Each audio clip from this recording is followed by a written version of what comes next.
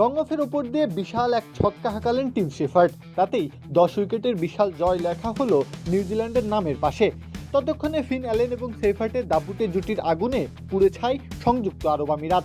অসহায় তাকিয়ে দেখল এক ধ্বংসযজ্ঞ। টস জিতে নিউজিল্যান্ডের ব্যাটিং অর্ডারকে এক প্রকার চ্যালেঞ্জ জানাতে চাইল সংযুক্ত আরব আমিরাত। বেছে নিল ব্যাটিংটা।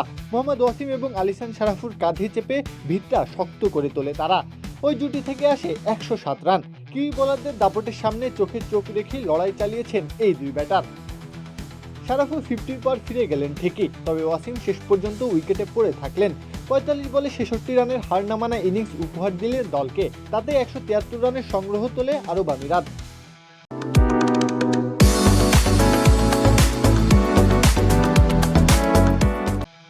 নিউজিল্যান্ডের ব্যাটিং অর্ডারের সামনে লক্ষ্যটা যৎসামান্যই ছিল, তবে আমিরাতের সম্ভাবনার দুয়ার একেবারেই বন্ধ হয়ে যায়নি তখনও।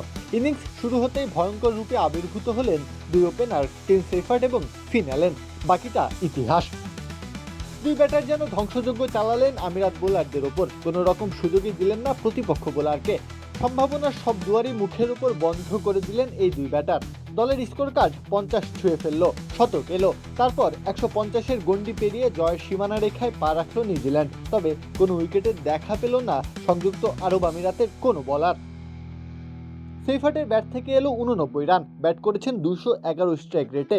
সহযোদ্ধা অ্যালেনের ব্যাট থেকে আসে 84 রান। তাতেই 28 বল এবং 10 উইকেট হাতে রেখে জয় তুলে নেয় নিউজিল্যান্ড।